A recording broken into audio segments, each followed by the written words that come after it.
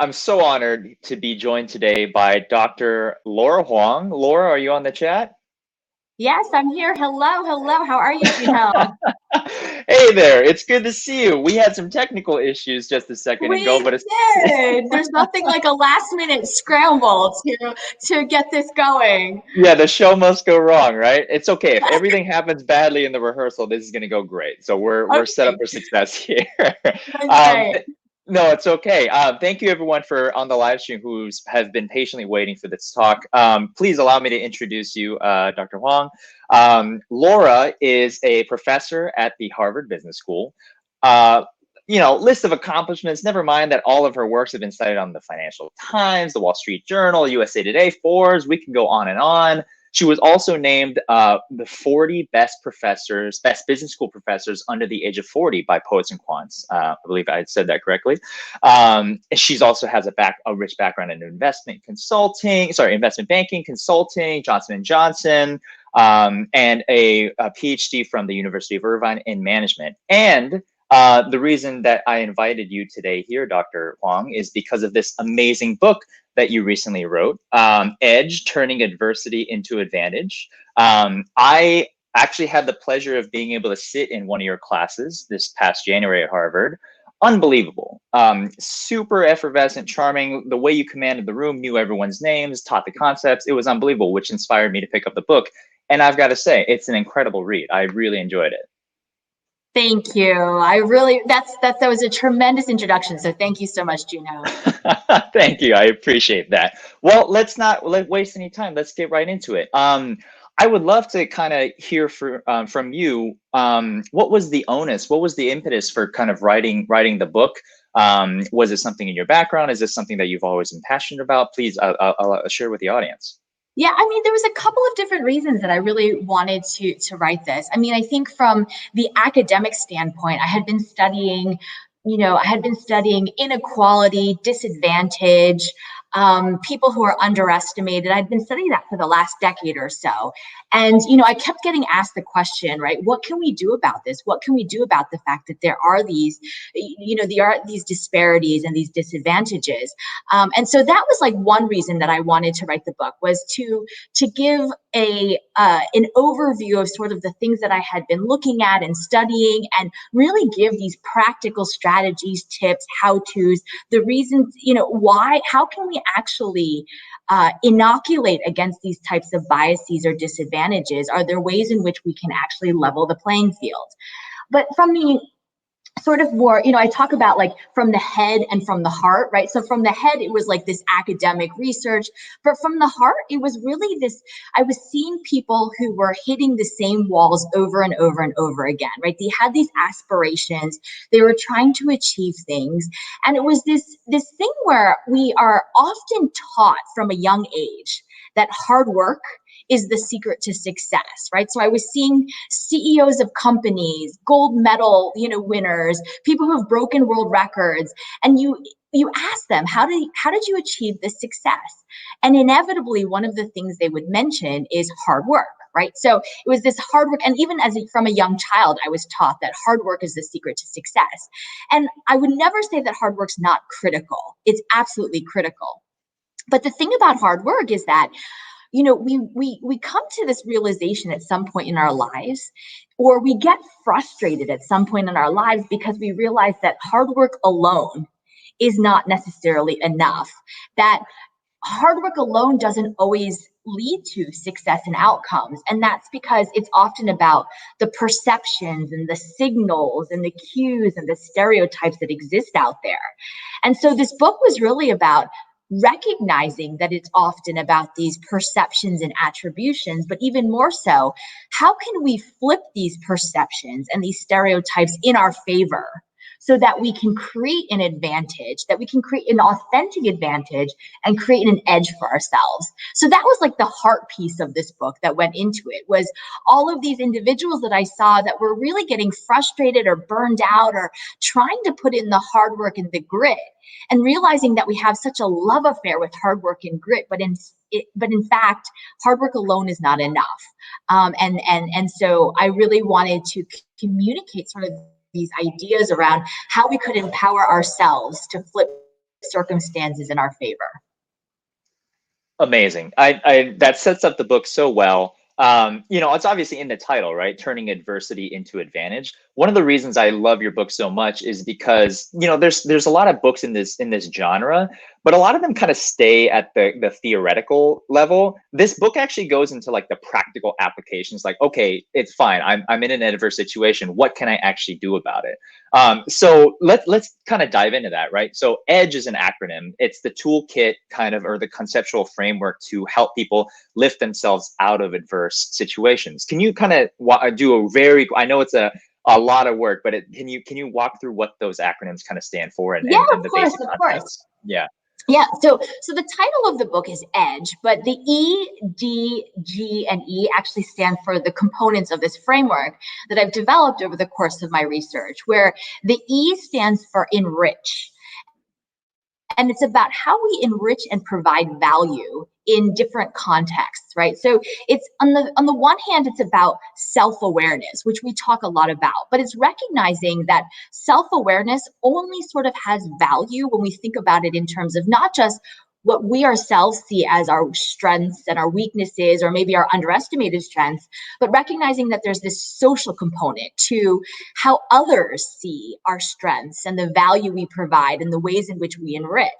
And so it goes to this understanding that the ways in which we enrich and provide value are going to change because those perceptions change based on the context, right? You change one variable, the industry that you're operating in, for example. If you're in financial services versus technology versus sales and marketing versus retail, that's going to dictate the way in which your skill sets or the ways in which you provide value are interpreted. And so a lot of the perceptions that are bestowed upon us are shifting as well, the value that others see us providing. So I talk lots about, in the very first section of my book, around what does it mean to enrich? How do we think about the ways in which we enrich and provide value, and the ways in which the perceptions that they see of how we enrich and provide value will differ. The D stands for delight, which is to say that even when we know how we enrich and provide value, sometimes we don't have the opportunity to do so because we either don't belong to the right networks or the right groups, or we don't look the right way, we don't speak the right way. We just don't have the opportunity to show others how we enrich and provide value. So our ability to delight our counterpart is the equivalent of cracking that door open just a little bit, so that we have the opportunity to show others how we enrich and provide value. And so the whole second part of my book is around this concept of delighting the customer, delighting your counterparts, delighting whoever it is that you're interacting with. And the thing about delight is that, you know, again, like, you know, this is one big chunk of my book, so I'll try and like sort of explain it. I feel like there's like 20 things that I want to be saying at the same time here, but you know, it's hard to kind of bottle up what delight means and what it feels like. But one of the ways I explain it is, you know, imagine, like, think about the very first time you were in an Uber. Right, the very first time that you rode in an Uber. I know sometimes I say the word Uber and it brings up all of these other, you know, like it brings up, you know, like sexual harassment and management issues and all, but just forget all of that. Just for a second, just forget all of that and think about the very first time that you rode in an Uber. And for me anyways, it was this feeling of like, oh my gosh, what is going on? This is so cool, but also terrifying, right? Like, I'm in this stranger's car and they're just gonna take me to where I need to go, and they just picked me up where I was. I'm not gonna hand over any money. So it was like this instantaneous feeling of like being on, it was like you were surprised, and there was some, like, you just paused for a second, and there was like this feeling of like, what is happening? What is going on? I'm intrigued and I'm interested. That's delight, right? It's not necessarily positive or negative, but there's something that makes you stop and consider things in a slightly different way, or want to learn more. And when you're able to engender that feeling from a counterpart, when they pause and they want to learn something a little bit more because they're intrigued, that's where it doesn't matter if you've known them for 10 years or if you've just met them, but it creates that opening for them to ask a question or for you to engage it with them that allows you to show how you enrich and provide value and have that deeper, richer interpersonal interaction. So that's the D piece. The G piece stands for guide, which is about guiding and redirecting people's perceptions of who you are, perhaps because they're incorrect assumptions or because they have discounted you in some way. But there are ways for us to actively guide and redirect those perceptions that others have about us so that we are able to engage with them in a more authentic way. And the final E stands for effort and hard work. And effort and hard work come last in this framework, right? As we kind of spoke about before, we often think that hard work comes first. That if you put in that hard work, it'll speak for itself. But in fact, when you know how you enrich and delight and guide, that's when your effort and hard work actually work harder for you. That's when you get those tailwinds. That's when you get those, we often hear like just put your head down and work hard, put in twice the amount of the hard work, even if you're getting half the amount of benefits, you'll still get there, right? But why not work twice as hard for twice the amount of benefits? And that's what happens when you sort of think about how you enrich and delight and guide so that your effort and hard work can work harder for you. Thank you. I'm so sorry I just made you tell your entire book in 5 minutes. It nowhere near conceptualizes all of that information. Let's actually use it as a framework to kind of guide the conversation then. So E, to enrich, right? You need to know what you're bringing to the table. And so you talk about this concept of basic goods and you compare them to superheroes. Can you share that example with the group? Yeah, I mean, basic goods goes back to like, no matter what context we're in, when we think about our core, like what are the core 3 or 4 things that really make us who we are, right? That's the foundation that we're going to sort of ebb and flow based on.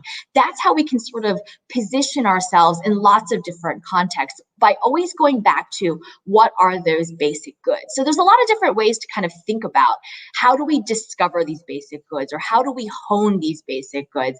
One of the ways I describe it is, I think about like when we're cooking, right? For example, my mother, who is originally from Taiwan, whenever she's cooking a dish, regardless of whether it's a brand new dish and she's trying to experiment or it's something that she's cooked hundreds of times before, where she feels the most comfortable, like where the basic things, the basic ingredients that she always starts with is like she starts with garlic and ginger and scallions and soy sauce and sesame oil.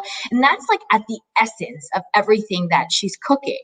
My husband, who's Italian, right, on the other hand, whenever he starts to cook something, he'll start with like red wine and maybe also garlic, but like garlic and red wine and olive oil and like prosciutto to sort of taste on the side, right? He starts with a very different set. And so even though they might have garlic in common, it's two very different tastes. It's two very different sets of basic ingredients. Individuals have this as well. Leaders have this as well. And so a lot of times we hear, so for example, I'll see someone who's like, oh, like this person is the VP of a company or they've achieved some sort of success. How did they get there, right? They took step A, like maybe they first got a technical degree and then they got an MBA and then they did a stint in sales. And I tell them, even if you follow that exact same path, 100% of the time you will get somewhere different because you are a different person with different basic goods and different strengths and different weaknesses. So it's thinking about what really makes you you, what's at the essence of you. And it goes beyond just self-awareness because there is this sort of social component. So you could take one person who's very trustworthy and competent and empathetic, and you may take someone else who's very trustworthy and competent, but maybe they're not as high on the empathy, right? These are two completely different people. And so, they might both be really good with people. And then everyone's sort of saying like, oh, you should go into sales, you should go into a customer facing roles. But they're very different people just based on that one basic good that's going to be different. So you can think about basic goods in terms of traits, like trustworthiness and competence and empathy. You can think of them in terms of technical proficiency, things that you're good at, or hobbies. But I discuss a variety of different ways that we think about how we enrich and provide value, and how it's really important to hone our ability to not only know how we provide that value, but honing our intuitions around how others see that value as well. Gotcha. Let's, I set you up as the sort of practical author, right? Someone who can give the practical advice. Now, how does one go about discovering their basic goods? And maybe the other nuance is, how can maybe managers who are listening to the call, how can managers help their direct reports discover their basic goods? Yeah, so I mean, I think at the crux of this is, so understanding how these basic goods operate and how these sort of perceptions are made vis-a-vis who we are. So let me give a couple of examples from how I've sort of studied this and how we kind of recognize what these basic goods look like. So one of the very first things I studied when I became a researcher was accents. So what I mean by this is I was the child of immigrants, and as I was growing up, I sort of realized that I saw my parents, both my mother and my father, getting turned down for promotion after promotion after promotion. And during one of those promotions, in fact, the person who got promoted over my father, the person who became his boss, my father was actually like doing that person's job. And everyone in the organization sort of knew it's because that person wasn't actually qualified. And so my father had to do that job of that person, even though he didn't get that promotion. And so I sort of asked my dad, I said, well, why is it that you think that you didn't get that job? Why do you think it was? And he said, I don't know. It's probably because of my accent or the way I communicate or something along those lines. So in terms of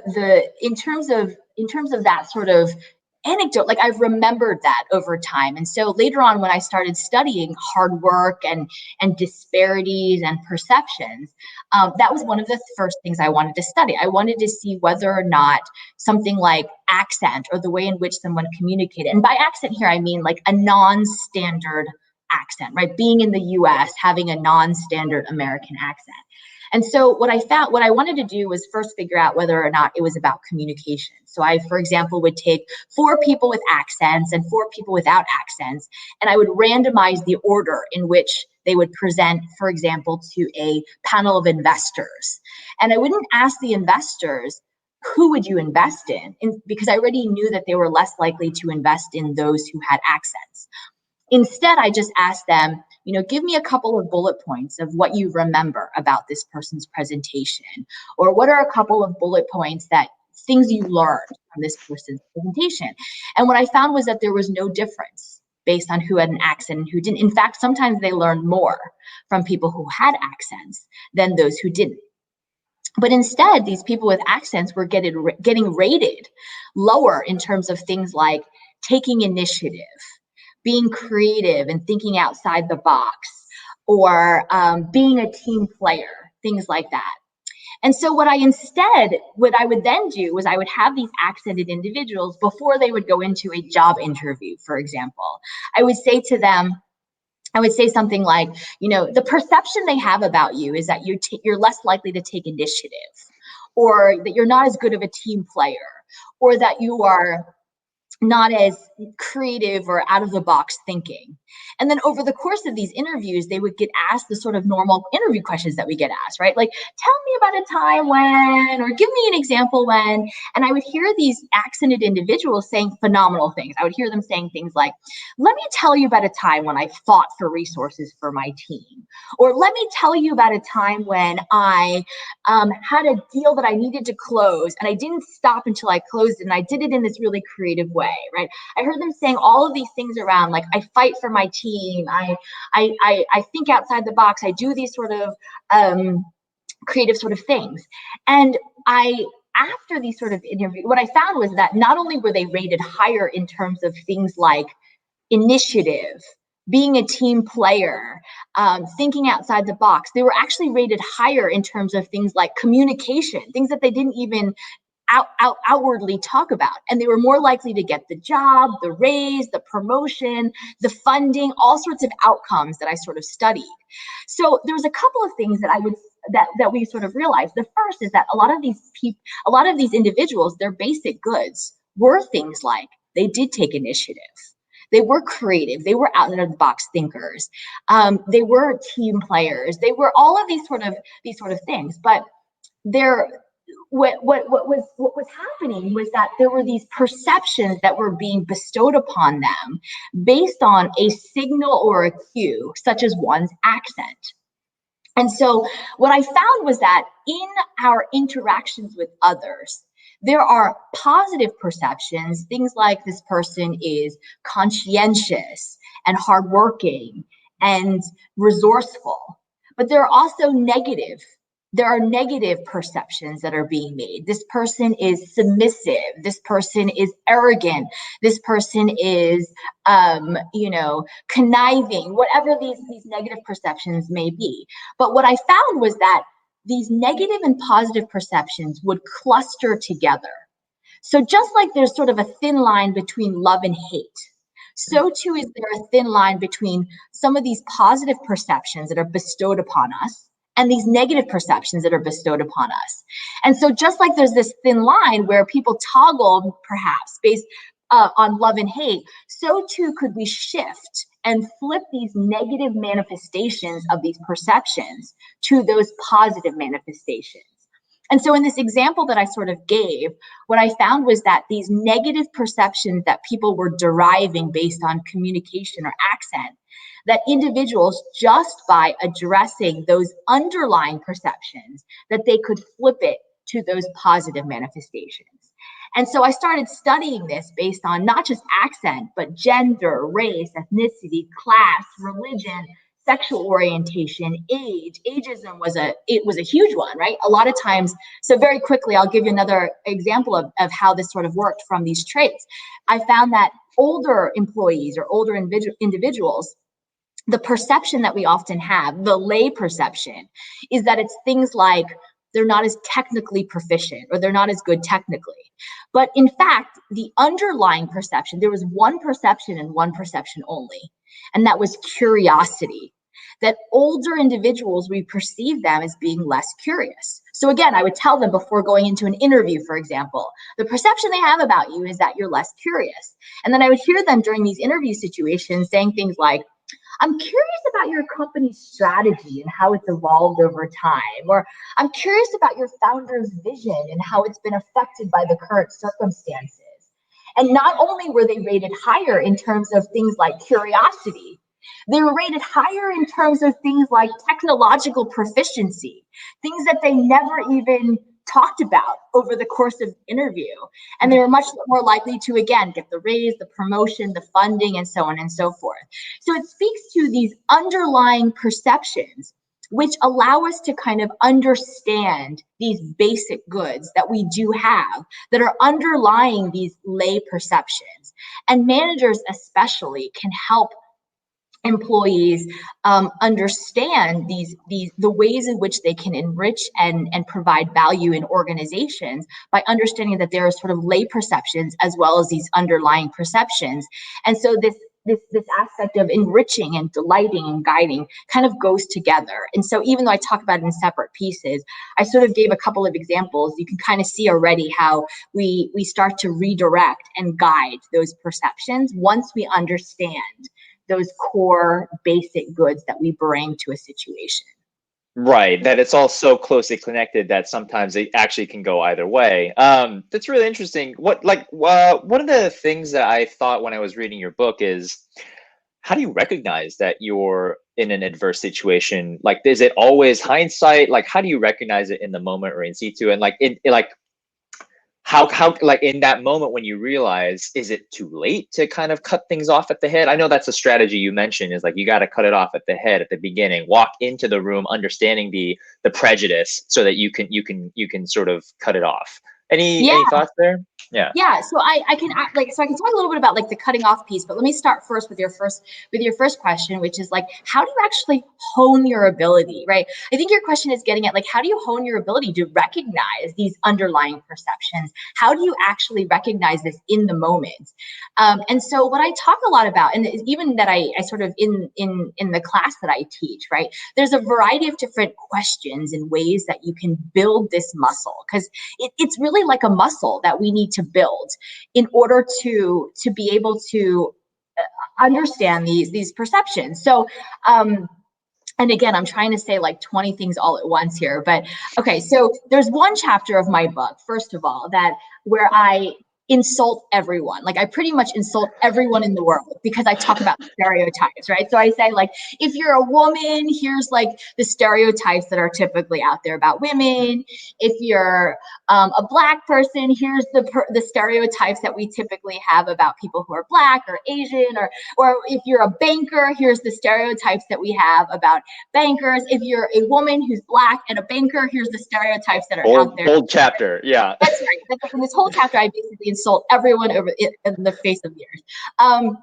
And then, but I talk about how 80% of the perceptions that are out there are based on, like, sort of if we think about 80% being based on these sort of stereotypes, 75 to 80%, but there is a large 20 to 25% that is based on nuance and individual factors that the foundation of these stereotypes are sort of twisted and turned based on these 20 to 25%, these individual pieces. And so it's really critical to not only understand those stereotypes that are out there, but also individually how you're being perceived. Because you could take another Asian woman professor, for example, and the two of us would be perceived in lots of different ways based on the context, based on our own individual characteristics, whatever the case might be. So that's the first piece of it. The second piece is now understanding that there's this 20 to 25%. How do we actually build that intuition? How do we actually take that forward? And what I do is, so for example, an exercise that I even do with my students, I do this exercise called the 10 no's exercise, to kind of give a concrete example here and practical ways that we sort of do this. I do this exercise called the 10 no's exercise, which over the course of a week, my students have to get 10 people to say no to them. 10 different people in 10 different contexts. And they have to write a short paragraph about each of these no's. And they have to come prepared to present one of these no's. And so what we discover is really sort of astounding. Like, they come back to class and we're talking about this and we debrief this. And there's a couple of things that we recognize. The first is that we are so used to interacting with people from this standpoint of wanting them to say yes, right? It's always around wanting people to agree with us, or we're trying to share our perspective and trying to get them to see our perspective. We're trying to get them to like us and agree with us and say yes to us. So our entire lives, the sort of ways in which we interact with each other is from that standpoint. But now when the assignment is about trying to get them to say no to us, like, you have to get them to say no to you, and it has to be a full no. It can't be like a hedge, like, oh, I won't do this, but I'll do this instead. No, if you get that, you got to start all over. So what students start to realize is like, wait a second, why is this person now sort of using this style and this tone and this type of language? And why are they now responding to me in this way? Why am I now interacting with this person in this way? Why am I now going to certain people? Why are other people reacting to me? You start to see different perceptions and attributions and interaction patterns. And you start to get at those underlying perceptions in a very different way than when you're always trying to get them to agree with you or say yes to you or like you. And so it really is sort of building this new mental model or this new schema or this new prototype around how you realize and recognize the way in which people see you and perceive you and attribute you. And so I have a series of different exercises and questions and ways in which you can actually start to develop this skill set for being much more intuitive around these perceptions and these underlying sort of attributions that people are making about you. So I have this sort of companion guide to the book as well that is free. You can download it from my book, that goes through exercises that tailor that align with some of the stories and the frameworks that I have in my book for how you can actually practically develop these sort of things. So hopefully that gives you a little bit of a an understanding of like how I teach, or how I teach these ways in which you can develop these skills. It does. Yeah, I think you actually mentioned this in your book. I'm sorry if I'm giving anything away. You should all buy the book and read it. But one of the things you write about is like you had a professor, an academic that you really looked up to. You found out this person was rejected 18 times before they actually published a successful paper. So you actually, I don't know if I'm rebranding this in a bad way, but you set like an anti-goal or like a reverse goal. You will get 18 rejections on your submissions before you get a successful one. And that kind of flips it. I don't know how one remains kind of motivated in that scenario. That's one of the questions I was going to ask you, but also like, I guess the purpose of these anti-goals is to kind of figure out like how people see you in that rejection, right? Kind of how you just shared. That's right. Well, I mean, because the first thing is like when I kind of gave those examples around like, you know, how like guiding and redirecting and all of that, like the piece around that and understanding sort of what you're talking about, like these underlying perceptions. Like if I were to go in and say something like, well, I know it's because I'm a woman that you think X, Y, Z, or I know it's because of this that you think X, the reaction you're going to get is like, oh no, I would never think that, even if they do. Right. And so because, and I talk about this as like, if outcomes and success were purely determined based on quantitative scores, right? And it was purely determined based on things that were entirely meritocratic and fair and quantitative and hard data, right? Then that's something there's nothing we could actually do about that, right? There's no way in which we would be able to empower ourselves.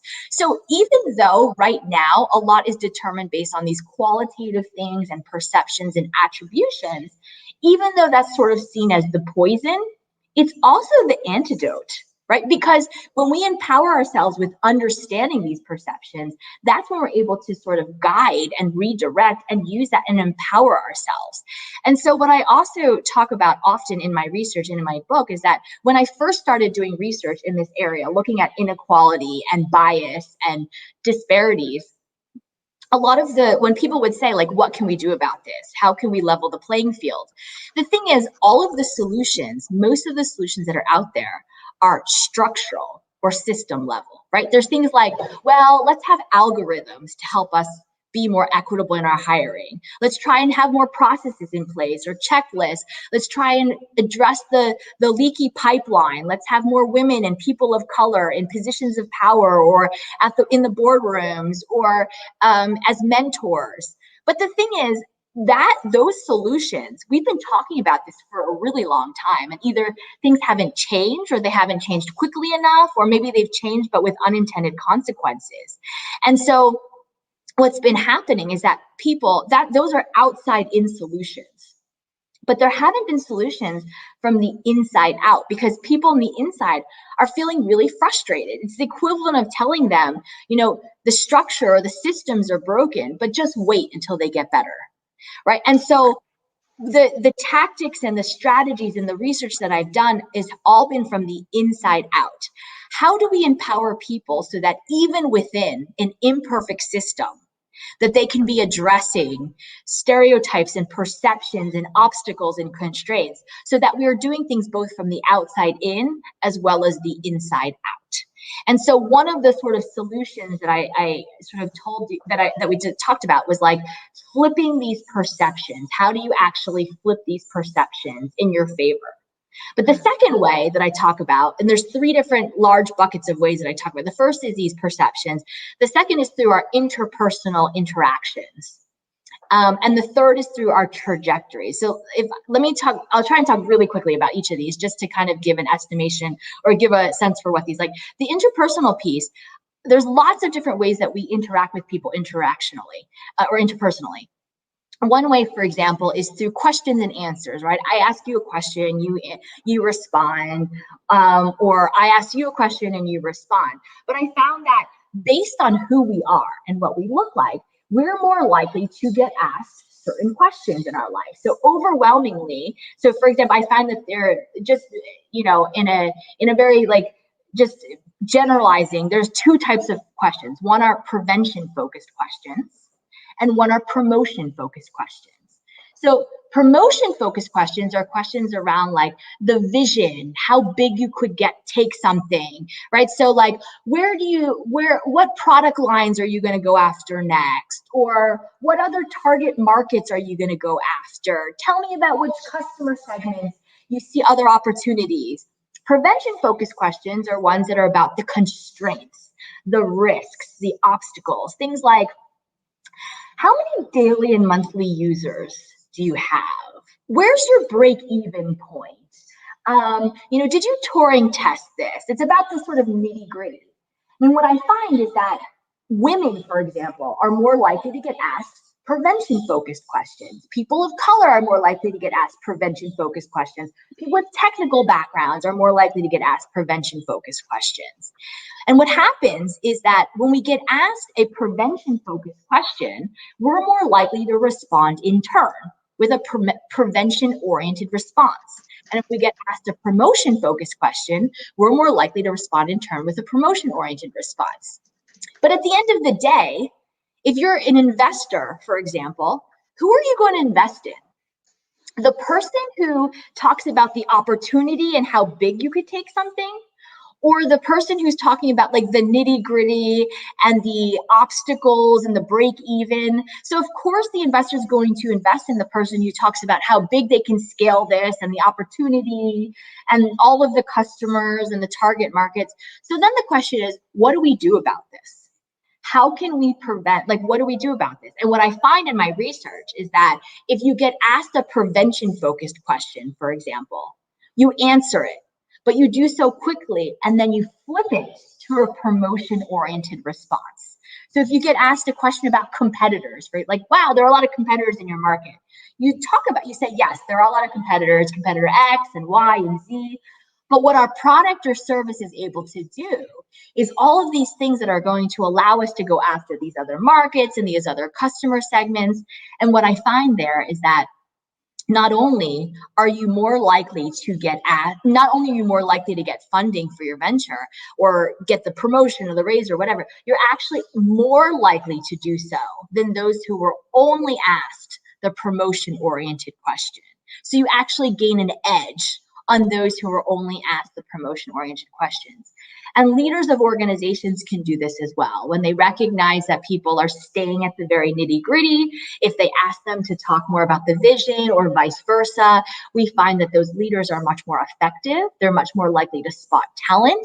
They're much more likely to have happier, productive employees who think outside the box and are more efficient and more organized and all of these sort of things. Not only that, but they're also more likable as leaders when they engage with people in this sort of way. So there's all sorts of ways that we can be more productive and gain an edge or an advantage when we think about these perceptions and the ways that we guide and redirect our interactions. Yeah, when I read the fact about preventative questions to female entrepreneurs who are pitching, very interesting, very unfortunate as well. But that's what I love about your book. It's about don't just wait for systemic change, although that is the ideal solution. Here's the situation. Here's how you overcome it in the now. I have 1,000 more questions I could probably ask you. I would love to actually open it up to the audience to see if there's any live stream submitting questions. If we can let any one of them through. Can you compare and contrast your framework to EQ? They seem very familiar. I think I know how you're going to answer this, but please go ahead. Yeah, so emotional intelligence is absolutely a component of this, right? Emotional intelligence is a skill set that you can cultivate and that you can develop. But emotional intelligence is just one aspect of this. I think when we think about the ways in which we So there's two pieces, right? Which is what value do you bring, right? Knowing that you actually bring value, and then do others actually see that you bring value, right? So there's some people who, and what I talk about is like, is there an and between these two statements? Or is there an or, right? You bring value and others also see you as bringing value, or you bring value or others see that you bring value. And we know lots of people who only have that or there, right? They might not actually bring value, but because of they've been able to manage impressions, they've been able to sort of, they've been able to strategically show how they provide, even if they don't, right? So there's this aspect of these two things. Now, what I talk about in terms of the emotional intelligence piece is not just being able to understand the empathy, understanding those perceptions and all of that, but understanding that, for example, we often get this advice like, be yourself, right? Be yourself, be yourself. Like, you're going to interview for a job you really want. People are like, oh, you're going to do great. Just be yourself. You're giving a big presentation and you're nervous about it. People are like, oh, just be yourself. You're going to do great. You're going on a date with somebody. They're like, just be yourself. They're going to love you. Be yourself is actually horrible advice. And not for the reasons why you think I'm going to say, but be yourself is horrible advice because there are so many selves. We are so many selves. We are complicated and varied individuals. And for example, who you are with your mother is really different from who you are with your boss. And that's really different from who you are with your best friend, right? We are different sort of people. So what I talk about is like, if you think about each of us, like each of us is like a diamond, right? Each diamond has flaws and it has different cuts and different facets, and it's going to shine differently based on the lighting or the room that you're in or the environmental conditions. What you want to do is understand your diamond, your flaws, your cuts, and your facets. And whenever you're interacting with someone, you just want to show them that side of your diamond, that angle of your diamond that's going to shine the brightest. And because that's how you're going to have the deepest, richest connection with them. You still have the same flaws. You're still the same person. You're still very authentic, but you want to show them that angle of your diamond that's going to shine the brightest. And that encompasses some amount of emotional intelligence, but even more so than that, emotional intelligence doesn't capture necessarily the fact that you do have these basic goods. You do have these ways in which even if you cut away at all of the different scenarios and the different contexts that you're going to be in, you still have the same core. And emotional intelligence doesn't speak to the ways in which you delight, the ways in which you need to be guiding in different ways. Emotional intelligence is purely about that sort of perception piece of it, which doesn't allow us to actually understand the different components and how that leads us to our hard work actually coming and fulfilling and coming to fruition to something. So great question. And again, like I have a whole, like the enriched section talks about all of these different aspects of this, and I'm not doing it justice here. I know that in these 1 minute, 2 minute answers, I'm not doing justice. So hopefully that was a satisfying enough answer to that question. That's okay. We're teasing the book. We're Right. generating interest. Yeah, exactly. Well, I was hoping that I would give all of it here so that people wouldn't need to buy the book. But, you did practice speed reading for your book. You did the audio book for your own book, right? So yeah, it's just an hour where you can just repeat all of it very, very quickly. I think this actually connects really well with the last question and your answers. So one of my favorite parts of your book was Tatiana. So as I'm a huge music guy, like your daughter's violin teacher, Tatiana, she kind of was told in the story of being like able to understand that when you know the song you're supposed to play, you understand the style in which it's supposed to be played, but you also, maybe more importantly, understand what you're not supposed to play. And I don't know why I thought of the cowbell example for the SNL skit where, it's totally out of place, but like with the emotional intelligence part of it, right? Like it's kind of recognizing, yes, I need to delight and I need to kind of surprise, but do it in a way that kind of fits the vibe. And it requires a lot of sort of self-awareness to be able to do that. Can you share any guardrails? I guess that was my first thought when I read that, which was, all right, I mean, it's pretty easy to be surprising and shocking, but how do you how do you temper that? How do you make sure it's appropriate? Yeah, I mean, I think the emotional intelligence piece of it speaks to like the what, but not as much to the how or the why, right?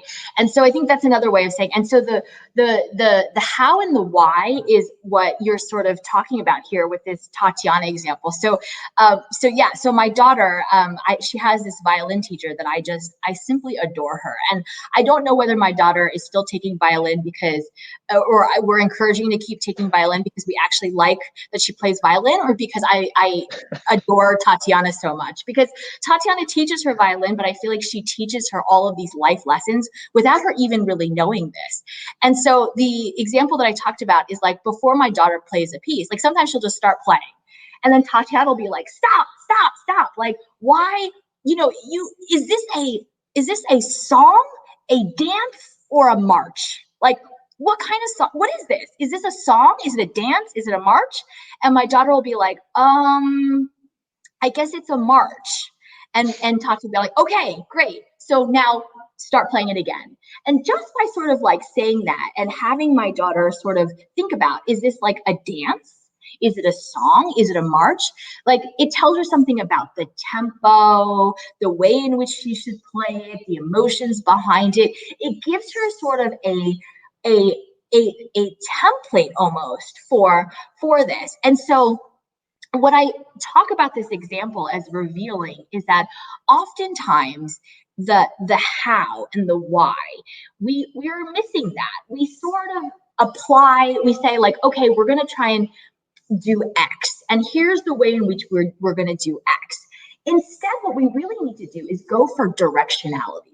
Rather than like step one is this, step two is this, step three is this, we go for directionality. And if we go for directionality, it not only gives us a rough template, but it allows us to account for those individual differences, those lay perceptions and those underlying perceptions that may be differing based on the context or the mix of people that we're engaging with.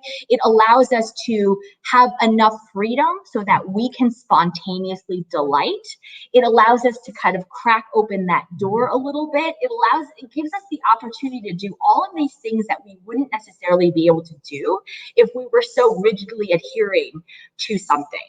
So another way to kind of say this is like, imagine you're trying to change someone's mind, right? And I talk a lot about how do we change people's minds through like, because that's one way that we gain an edge.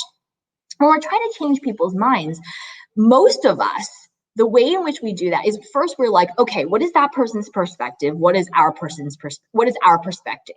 Okay, here are the 5 bullet points of why I'm right, or how I'm going to convince them. And so then we meet with them and we go in and we overwhelm them with like, because we think, oh, we're going to tell them these 5 points and they're going to be so wowed by this that they're immediately going to see the logic in our ways. They're going to see how reasonable we are. They're going to see how they were wrong and how we were right. But instead of going with this like advocacy mindset, if we just go for directionality, right? Like, help me understand how we arrived here. You're able to bob and weave and delight and guide and show how you enrich and provide value in a very, very different way. And so I talk about what that means to sort of go for directionality, because everyone has something, right? It's not just about gender, race, ethnicity. We all have perceptions being bestowed upon us. It doesn't matter who we are. So how do we actually think about how we were able to navigate those circumstances? Bless you, Tatiana. Appreciate you. I think with the remaining time, Professor Huang, maybe one more live question from the audience is all we have Great. time for. If you begin to write your book after the pandemic, what would you add to your book? Is it easier or harder to gain edge during remote work? Yeah. Okay. So, when I was writing the book, like this whole like turning adversity into advantage, I was not thinking about adversity in terms of the pandemic, but certainly after, I'm like, wow, like I was totally taken aback by this, as many of us were. And, with the pandemic, it certainly, these principles certainly apply to both individuals as well as organizations, and it's become especially salient because of what we're facing with the pandemic. One of the things to kind of recognize, first of all, is that we face adversity in lots of different ways. And with the pandemic and with COVID, some of us are facing it physically. Some of us are facing it financially, professionally, emotionally, spiritually, a combination of all of those different things. And so this sort of, the one thing that I would sort of change, or the one thing that I would really put extra explanation into in a post-COVID world, is that this understanding of turning adversity into advantage, that the word advantage, sometimes we think of turning adversity into advantage and we think of it as like creating opportunities, right? Never let a great crisis go to waste type of thing. But that's really not at the crux of what I think the power of gaining an edge is about. It's not about opportunity. It's not about turning adversity into an opportunity, because that almost makes it seem like we're being opportunistic. And adversity is really about where are the turning it into an advantage is really about where are the inefficiencies, right? If you're a leader of an organization, you had inefficiencies before COVID. As an individual, you had inefficiencies. You had things that you were working on. Now, what has changed? What has changed? Do those efficiencies still exist? There's a lot of information. There's a lot of data in whether those efficiencies still exist. Are they different types of inefficiencies? And how can we actually address these inefficiencies in a way that allows us to understand and create an advantage? So I'll give you an example of like an organizational type of thing. I was talking with a couple of executives at Disney, right? We're helping them kind of think about adversity and helping them think about edge and the edge framework and what it sort of means. And Disney is in some dire times, right? Their theme parks aren't open, movie theaters, they're not able to they're not able to actually sort of let out or whatever. Basically, they're not able to show some of big their premiere releases. Yeah. That's the word I'm thinking of. Yeah. They're not able to release a lot of their feature films. Like they're financially, this is hitting them really, really hard. And so we went back to like sort of this framework, right? And I was saying like your basic goods, like your brand is powerful. No, people recognize Elsa, Aladdin, Lion King, all of these sort of things. Like you should be like Zoom bombing people, right? Like this was when like Zoom bombing was happening, right? You should be Zooming, you should have Elsa Zoom bombing like people. You should have like you should have Elsa and Anna and the characters from Frozen. Like how delightful would that be, right? In the whole midst of all of this is all of a sudden like in a classroom, Elsa shows up and it's planned with the teacher, right? Or like, you're in some corporate meeting and you have like some words of wisdom that's coming from like Aladdin or whatever, right? So thinking about those basic goods and how it delights and how you can sort of guide in this sort of way. And then as individuals, right? I had a student, for example, who her job was rescinded, right, because of the pandemic. And we were talking about this, and we were talking about adversity and the principles of edge and creating advantage and all these sort of things. And she was saying like, yeah, like I almost wish I wish I had some experience in sales. Like this was a job she had gotten in finance and the job was rescinded. And she's like, but I would, it would have been cool. Like I've always wondered about service organizations. I've worried about I thought about sales. I thought about marketing.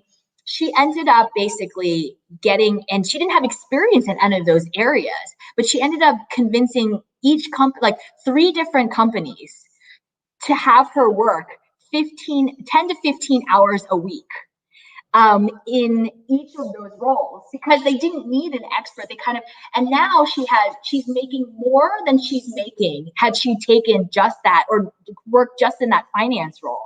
But now she's getting experience in 3 different areas, which are areas that she really wanted to get experience to, just by kind of bundling them together.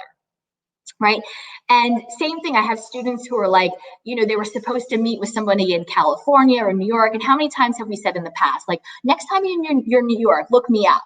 Or next time you're in Boston, let's have coffee. Well, now we're not in that sort of situation. And so she sort of found different ways to kind of connect by just sending an email being like, you know, I'm not going to be in New York anytime soon, and you're not going to be in San Francisco anytime soon.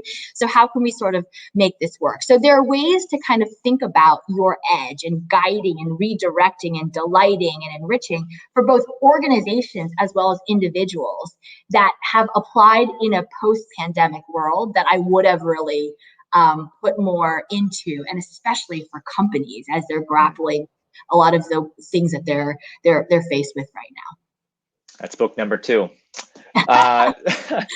Dr. Huang, that is all the time we have today. I mean, for the people in the audience, here's what you didn't hear. You didn't hear about Dr. Huang's make or break moment with Elon Musk, the Jetstream lightsaber umbrella, how to make a business from $5. It is unbelievable. It's chock full of really practical, amazing advice. I hope you got something out of it. Dr. Huang, I hope your work and your book gets the recognition and success it deserves.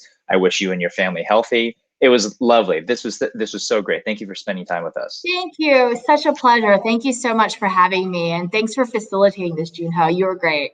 Of course. I hope to see you again. If you're ever in San Francisco, please actually do hit me up for some coffee. And please come sit in on a class again anytime. Would love to have you. Will do. Thank you, everyone.